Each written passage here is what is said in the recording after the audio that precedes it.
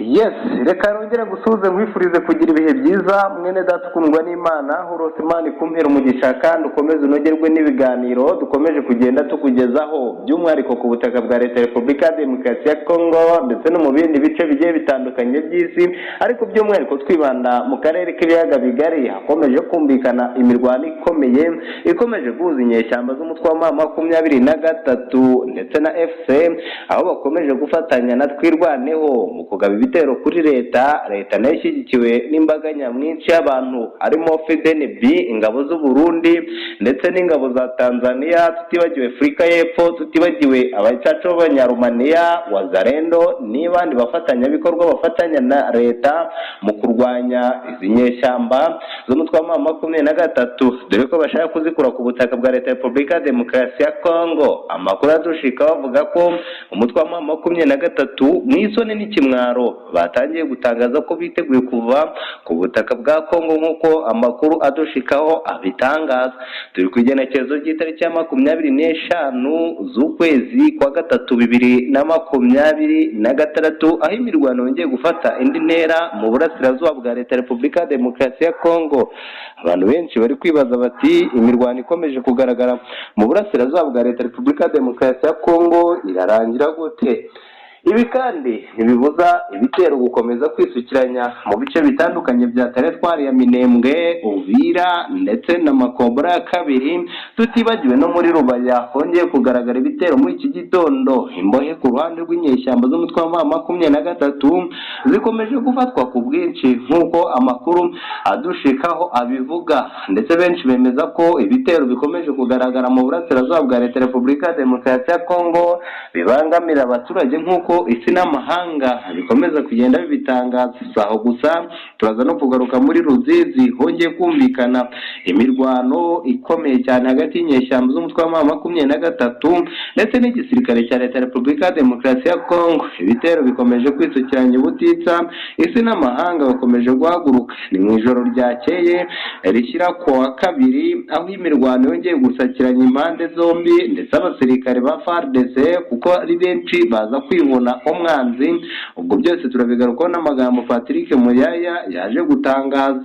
Ni byinshi bikomeje kuvugwa, icyo ngusaba nyaboneka ni like yawe n'urukundo rwinshi mwatwerekaga mu minsi iri imbere n'ubu murutwereke, mukanda like nyinshi, share mu nshuti zanyu no mu magurupe, ndetse musharinge no kuri FB n'ahandi hatandukanye, ndetse munaduha sabone mwibuka n'akazagira kambere kugira tujye dukomeza tubane muri update zitandukanye, kandi tubasaba kujya muba ba mbere ku makuru tugenda tubagezaho, by'umwihariko mu minota nk'itanu twaba dufite nk'abantu 100. Ni iby'ingenzi kandi tunabashimira. Nyagasani ajya bampera umugisha, urukundo rukomeze rusagambe muri mwe. Nyemerera nakire mugenzi wanjye ku murongo wa telefone aho yamaze kuhagera, aho agiye kutubwira akantu ku kandi ku bitero bikomeje kugaragara mu bice bitandukanye byo mu mujyi wa Goma, mbere y'uko tugaruka muri Kavumu aho ugiye kugabwa igitero ndetse n'ibigiye gukurikiraho, mbere y'uko mbasomera iyi nkuru. Bwana munyamakuru ngo ikaze.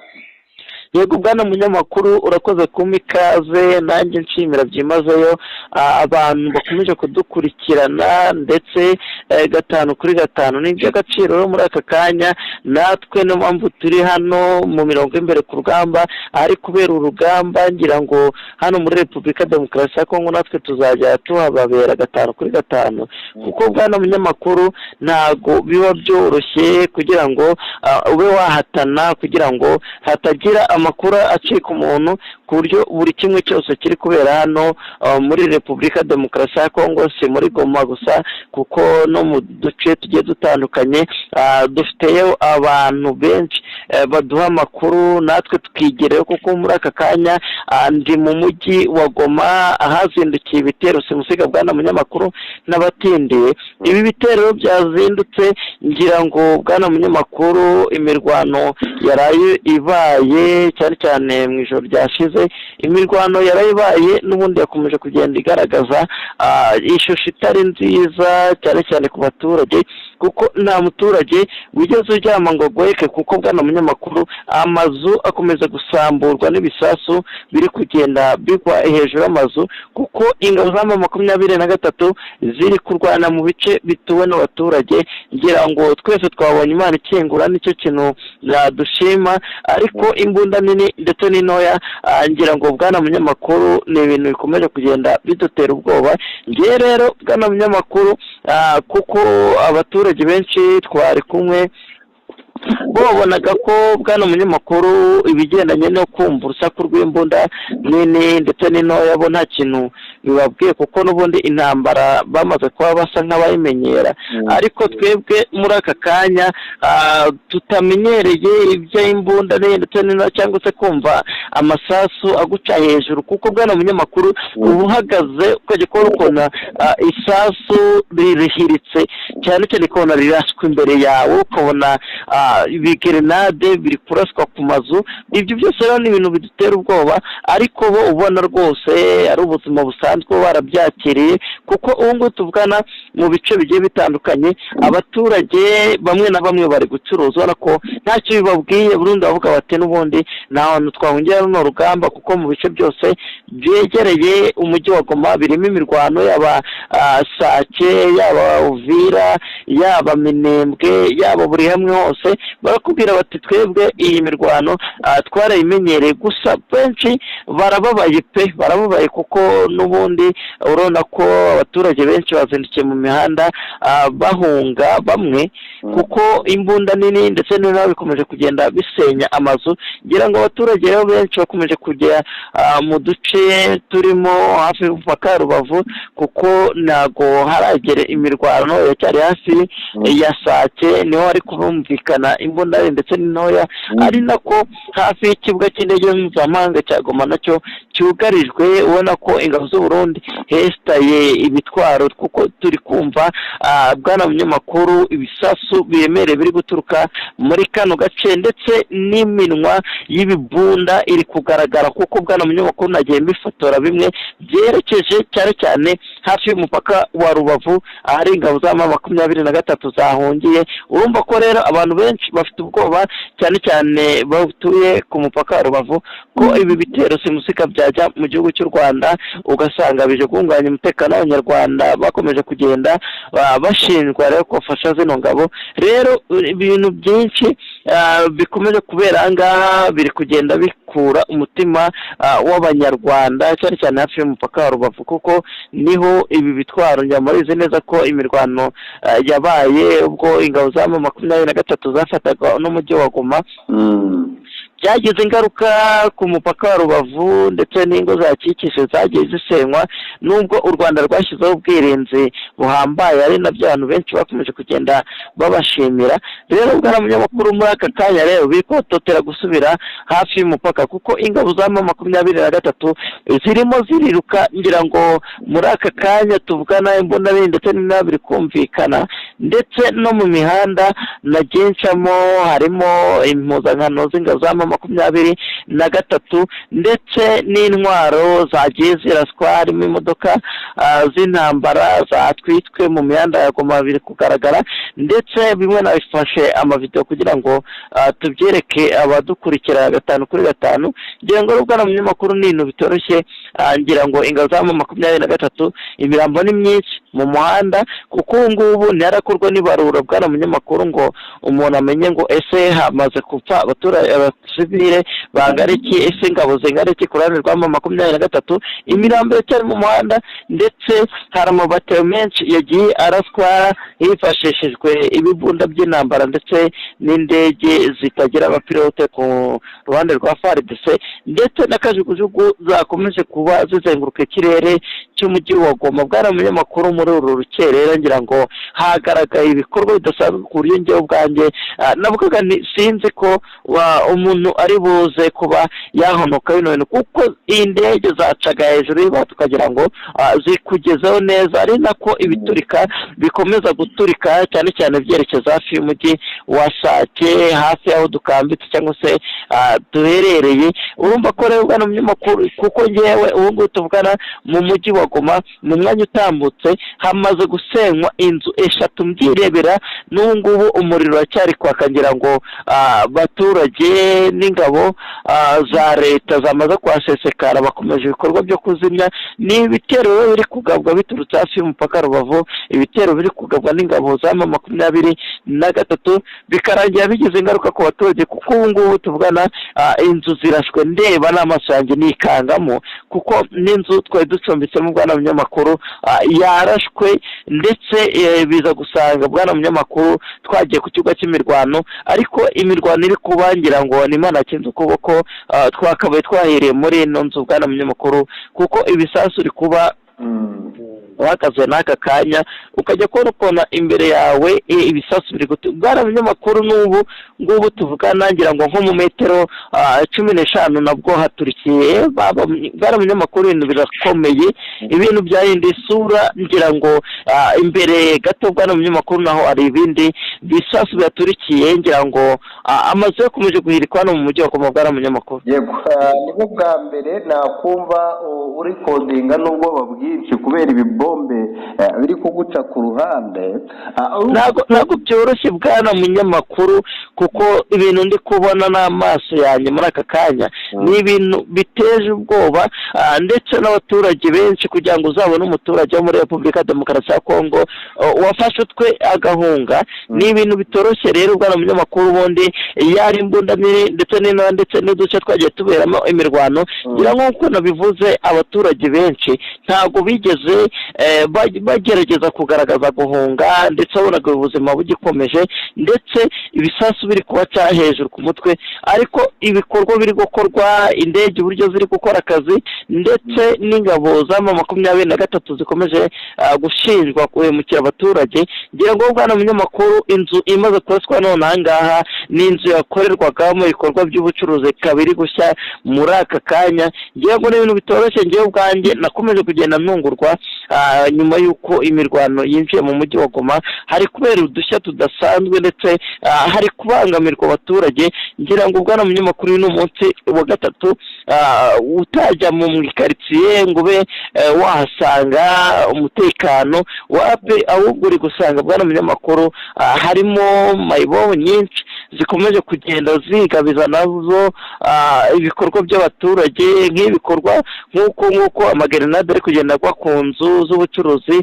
Abasahura bamaze kuba maso cyane cyane, n'inyeshyamba tutaramenya neza bwana munyamakuru izina ryazo cyangwa se izo zikorana nazo, gusa ngo n'abaturage bagiye bigumura, ndetse bavuza kubyaramo umutwe ari wo ukomeje kugenda ugaba ibitero nawo n'intwaro gakondo, kuko ibigarade biri kugwa ku nyubako, bakaba ba mbere mu kwirukanka baza gusahura. Ngira ngo bamwe bwana munyamakuru bakomeje gupfa, kuko mu mwanya utambuka barashwe nabo, barashwe bagera muri 12 bari bambaye imyenda y'abasivile, ndetse bafite n'intwaro. Ingabo za M23 ziri kugenda zita bafashwe. Rero bwana munyamakuru, barashwe bafite abakomeje kwiba ibikoresho byo mu nzu, harimo amateleviziyo ndetse n'utubati n'ibindi. Abandi rero bagiye bagaragara biba imifuka y'imiceri cyangwa se akavuga gutyo, kuko hari amaduka menshi. Ubu aka kanya umuntu ari gutambuka bwana munyamakuru ugasanga harangaye, ndetse ibisasu byakomeje kugira ingaruka nyinshi hano mu mujyi wa Goma. Abaturage rero bafashe mbere mu guhunga, kandi mu by'ukuri bwana munyamakuru, n'abakongomani kugira ngo uzabone bahunga urugamba bitewe n'intambara zagiye zihaba z'urudaca, bari bariyakiriye. Ariko urumva ko ari ibintu bitoroshye. Urumva ko rero natwe turi ku kigo cy'imirwano tutamenyereye ibi bintu.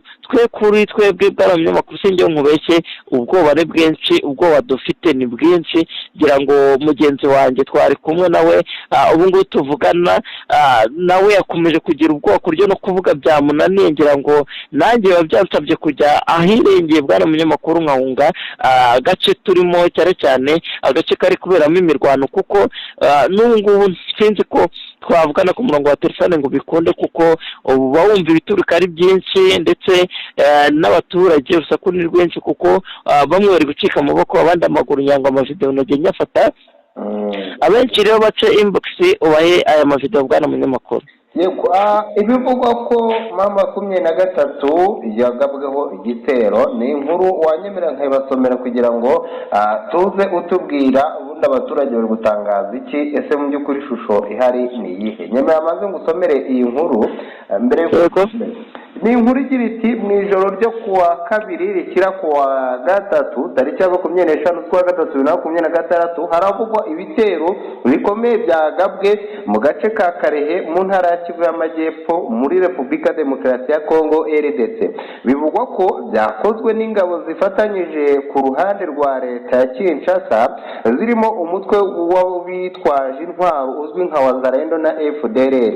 Amakuru aturuka muri ako gace avuga ko ibi bitero byibasiye cyane abaturage b'abasivile bikarangwa n'ibikorwa by'urugomo n'ubugizi bwa nabi byibasira ubuzima n'imibereho yabo. Gusa Patrick Muyaya icyo yagihakanye avuga ko ari ibinyoma M23 iri gushaka, gusa yemeza ko bayigabyeho ibitero ndetse abasirikare babo bakubitwe, ndetse aka kanya M23 ikaba iri guhunga mu gace ka Cumuyanga. Ako gace barahazi abantu batanu bivugwa ko bishwe mu buryo bw'agashinyaguro, undi umwe arakomereka bikomeye. Uretse ibyo amatungo ndetse y'abaturage yarashimuswe nk'uko amakuru avugwa, bigaragaza ko byari ibikorwa byateguwe bigamije kurandura burundu inyeshyamba z'umutwe wa M23 mu gace ka Bibatama. Rero aka gace abasivile 6 bahasize ubuzima mu gihe undi umwe yakomeretse bikomeye. Ibi bikorwa rero by'ubwicanyi byakorewe abaturage, ndetse M23 mu guhunga yagiye itangaza ko ibitero itari buze kubyihanganira, nayo iri buze kugira icyo ikora. Ibi bitero kandi byamaganwe nk'ibikorwa by'urugomo ndengakamere, bigaragaza ikoreshwa ry'iterabwoba n'inyungu zishingiye ku gusahura abaturage, ibintu bimaze igihe bivugwa mu ntambara zimaze imyaka myinshi mu burasirazuba bwa leta ya Repubulika Demokarasi ya Kongo. Akarere ka Karehe kimwe n'utundi duce twa Kivu y'Amajyaruguru n'Amajyepfo kamaze igihe karangwamo umutekano muke uterwa n'imitwe myinshi yitwaje intwaro irimo Wazalendo, M23 n'indi mitwe itandukanye. Aya makimbirane kandi afite imizi mu mateka maremare arimo ibibazo by'imiyoborere, umutungo kamere wifuzwa n'amahanga, ndetse n'amacakubiri ashingiye ku moko n'inyungu za politike. Umutwe wa M23 watangaje ko wiyemeje gukomeza kurinda abaturage n'ibyabo, ushimangira ko uzaharanira umutekano w'abasivile mu bice urimo. Ibi bibaye mu gihe impungenge ku ihungabana ry'umutekano mu burasirazuba bwa Kongo ukomeje kuzamba, ndetse no mu karere muri rusange, aho bikomeje kugenda byongera umunsi ku wundi. Abasesenguzi mu bya politike n'iby'umutekano bagaragaza ko hakenewe ingamba zihamye zirimo ibiganiro bya politike, ubufatanye mpuzamahanga, ndetse no gushyira imbere kurengera ubuzima bw'abaturage kugira ngo ihagarikwa ry'aya makimbirane rigerweho mu buryo burambye. Dusoza inkuru iragira iti muri rusange ibi bitero byongeye kugaragaza ubukana bw'intambara ikomeye kwibasira abaturage bo mu burasirazuba bwa RDC, aho M23 ivuga ko ngo basivile bibasiwe. Nyamara Patrick Muyaya mu kiganiro yajyanye na televiziyo y'igihugu yatangaje ko abasirikare ba M23 batwikiwe ibirindiro, ndetse bamwe bishyikiriza ingabo za leta. Bakomeje kuba bahohoterwa cyane abasirikare ba M23. Ibi bisa nko kuba amahanga n'inzego zibireba nta kintu na kimwe biri gufasha zinyeshyamba, ahubwo basaba ko leta yazikubita ikazikura ku butaka bwa Kongo. Ibi bisa naho M23 itabyishimiye. Kugeza ubu rero nayo yatanze ubutumwa ivuga ko itazakomeza kurebera ubugizi bwa nabi ikorerwa, ahubwo ngo igomba gukora ibishoboka byose kugira ngo nayo itange icyo twakwita ikigwa ndetse yereke isi n'amahanga ko nayo ishoboye. Ibi rero benshi bavuga ko bishobora kuba bigiye gutuma intambara irushaho gufata indi ntera ku butaka bwa Leta Repubulika ya Demokarasi ya Kongo mu bice bitandukanye. Muri Karehe bwana munyamakuru, iki gitero cyo urakivugaho iki? Yego bwana munyamakuru, n'ubundi ni ibitero bikomeje gutera agahinda abakongomani, ngira ngo abantu basenga nibasengere abaturage kuko nibo bari kugenda bagirwaho ingaruka kurusha uko ingabo za M23 ndetse n'iza leta bagira izi ngaruka. Abaturage benshi bakomeje kugenda batakaza ababyeyi babo, abandi bari kubura abana babo. Urabona ko ari ibintu bitoroshye rero bwana munyamakuru, ngewe byananiye ubwoba kuko ibikorwa biri kugenda biba. Iki gitero n'ubundi bwana munyamakuru cyari kigamije n'ubundi kuba cyafata uruhande rumwe cyangwa urundi, cyangwa se basenya ibikorwa by'umutwe umwe runaka. Reka tuvuge igitero cyabaye cya M23. Iki gitero cyo kigamije ngo kuba bakwisubiza uduce tugiye dutandukanye tugize aka gace, ariko ntabwo baje kubigeraho kuko ingabo za FARDC zaje kuza kubamisha ibisasu, ndetse benshi bava mu byabo, cyane cyane kamuge gutyo, abenshi bata intwaro kuko nimba hari ikintu ingabo za FARDC zikomeje kugenda zakiye cyangwa se zunguka ni intwaro z'umurengera, kuko noneho bageze mu rwego rwo kuba bafata ibifaru ndetse no gufata mpiri abasirikare bagiye batandukanye, kuko ingabo za FARDC ndetse zifatanyije n'izo Burundi bakomeje kureberera cyane cyane abaturage bo mu bice bari kurwaniramo, kuko abaturage bakomeje kugenda babikirwa n'ingabo za FARDC, ariko ingabo za M23 zo ziri kurasa nacyo zitayeho, kuko n'aka kanya tuvuga n'imirwano irakomeje, ndetse imirwano benshi bareba bakabona nta herezo, kuko ingabo za M23 ziremera zigapfa ariko zikakomeza kurwana hasi hejuru.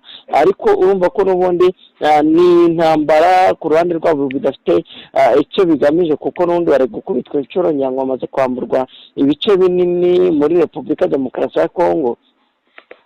ngira ngo rero bari kurwana ishyaka ryo kugira ngo barebe ko hari agace bakwigarura, ariko bikomeje kugenda bigorana, kuko muri aka kanya tuvugana ingabo za M23 kugira ngo zige mu mujyi wa Uvira. Ubu ngubu muri aka kanya bwana munyamakuru imirwano yazindutse, n'ubundi ntabwo iri kuba ishusho ko bari buze kuba bagera kure. Washyiraho rero abambari babo aribo twirwaneho, uburyo bakomeje gukubitwa inshuro, ndetse abajenerali babo bamaze gushira, ubu ngubu bamaze kwivanga n'umutwe wa M23.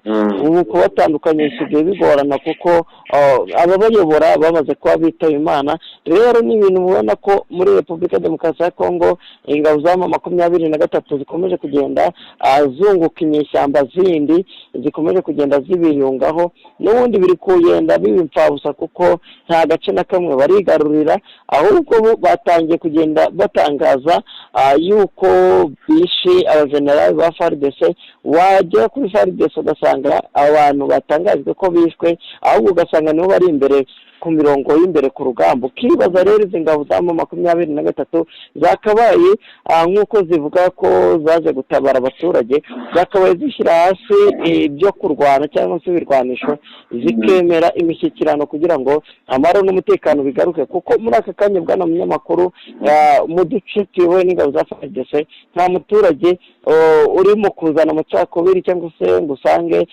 bafashwe nabi, ngo usange harahohoterwa, ahubwo ingabo za FARDC ubu muri aka kanya ziyoboye neza abaturage, ari no mpamvu biri kugenda biteza umwiryane ku ruhande rw'ingabo za M23.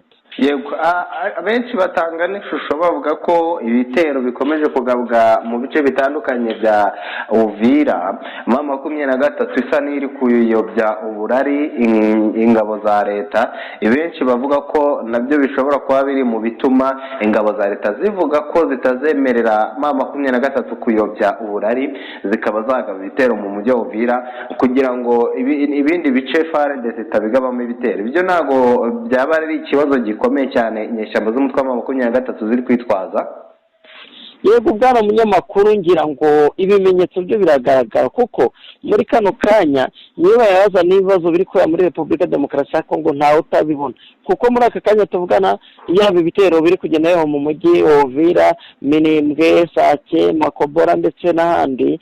So twakwibagiza n'ikibaya cya Rusizi ari kugaragara imirwano n'ubundi ubona ko ingabo za M23 zigamije kubangamira abaturage. Rero bwana munyamakuru niyo yaza n'ibibazo ni M23 kuko ikomeje gukora akazi katari keza, ikomeje kugaba ibitero mu bice byamaze kuba byakwakireka tuvuge gutyo ko intambara yamaze guhagarara, kuko haciye igihe umujyi wa Uvira utagaragaramo imirwano. Rero abaturage bafite impungenge nyinshi cyane cyane mu mujyi wa Uvira, bavuga bati mu gihe intambara yabifashe intera ndetse bakava mu nkengero za secteur Kivu bakinjira mu duce dutuwe n'abaturage benshi cyangwa se bakinjira Uvira rwagati, ibi byaza gutuma n'ubundi ingabo z'u Burundi ndetse n'u Burundi nyirizina bafunga imipaka, kandi mu by'ukuri abaturage batangiye ibikorwa byo kwiteza imbere ndetse bitangiye no kugenda bigerwaho, nubwo ubusahuzi butakomeje kugenda buborohera, hakomeje kugenda hagaragara n'undi kwitwikira amajoro. Ingabo za M23 zigasahura nyuma y'uko ibirombe by'amabuye byamaze kuba bigenzurwa n'ingabo za FARDC, ndetse bakaba barabuze aho bakura ubukungu, reka mvuge gutyo, ubwo nabwo umutwe twirwaneho. Muri aka kanya rero bari bakomeje ibikorwa by'ubusahuzi muri Minembwe, Uvira ndetse n'ahandi, ariko muri aka kanya ureba rero bwana munyamakuru icyo barwanira ndetse n'intwaro bafite zikomeje kugenda zibabana iyanga, ndetse n'izo bafite akaba bari kugenda bazakwa. Rero ukareba impamvu bari gukomeza kubangamira abaturage, ni ibintu biri kubabaza abaturage bo muri Repubulika Demokarasi ya Kongo bwana munyamakuru. Abantu benshi bari kwibaza bati ese tugana no ku musozo mu mujyi wa Goma ibitero hari amaze iminsi hari agahinda kakanye igitero cyongeye kugabwa, imbohe zafashwe zingana iki? Yego bwana munyamakuru, ingabo za FARDC ubwo wamamagaraga ku murongo wa telefone haraciye iminota 15 batweretse imbohe zigera muri 92 zamaze gufatwa ku ruhande rw'ingabo za M23 zamaze gufatwa, ndetse harimo n'inkome 6 zakomeretse bikomeye, kuko muri aka kanya ingabo za FARDC zikaba zikomeje ibikorwa byo gutabara abasivile bari kugenda bahurika cyane cyane mu mirwano, ndetse n'inkomere bari gufata bari kugenda bazifasha. Ni nabyo rero byakoze ku mutima wa benshi bavuga bati nimba izi ngabo zikomeje kugenda zifasha abanzi babo, ndetse ugize ikibazo bakaba bari kugenda bamufasha, kuko tuvugana ambulance ni nyinshi mu muhanda wa Sake Goma zikomeje kuza mu mujyi wa Goma, harimo iz'u Burundi zikomeje kugenda zigaragara ziri amadarapo y'u Burundi zigera muri 6 ndetse n'iza FARDC zigera mu 9. Umva ko rero bwana munyamakuru ambulance ni nyinshi, uko ikitwa ibikorwa by'ubutabazi muri kano gace kari kuberamo mu Rwanda mu mujyi wa Goma nta gikorwa n'ikintu kimwe kiri gukorwa, kuko amavuriro menshi yamaze gusenywa ndetse n'amashuri yamaze kugwaho ibisasu bigiye bitandukanye. Bwana munyamakuru, ngira ngo ibikorwa biri kubera hano nagiye mbifata abantu baca inbox ubayereke ku murongo wa WhatsApp, ubereke ibikorwa biri kubera, kuko itazi buri umwe wese atibwiraga ko iyo etaje yagabwaho igitero cyangwa se batinyuka kuba bayigusha. Bwana munyamakuru, ibi gucika intege kagureba n'amaso yawe, ibintu biteye ubwoba, ibintu byaduteye guhahamuka, nubwo buri umwe wese nyine uri kurebera intambara avuga ati n'ubundi igihe kizagera ingabo za leta zize kubohora abaturage, zibakure muri bice ndoragurindi bakomeje kugenda bahura nabyo, nubwo ingabo za M23 bwana munyamakuru zabaye ibanda. Reka ngushimire cyane bwana munyamakuru, tuze kongera gusubira mu zindi update n'undi nyinshi zigaruka kuri iyi mirwano mu burasirazuba bwa leta Repubulika Demokarasi ya Kongo. Abantu tubasaba nyaboneka rwose mujye mubambere ku makuru tugenda tubageza dore aba yatuvunnye, iyo babaye abambere bituma video izamuka cyane, kandi mukibuka gukanda like ni ingenzi cyane, ndetse na sabone n'akazogera ka mbere wowe utarabikora ni ingenzi cyane. Rero ndabashimiye kandi kandi bifuriza kugira imigisha ku mwana, mukomeze muhaye muronke, nyagasani haze imirimo y'amaboko yanyu. Nawe bwana munyamakuru iyo migisha ikugereho. Yego urakoze cyane bwana munyamakuru, tunabasaba inkunga y'amasengesho kugira ngo turebe ko twava muri ino ntambara amahoro ntawe ugeze ikibazo. Ni iby'agaciro, dushimira nyagasani yakomeje kugenda aturinda umunsi ku munsi bwana munyamakuru. Kubwo turaza kongera gusubira mu zindi update, nyagasani komeze abamera umugisha kandi muhahe muronke. Hasta vista.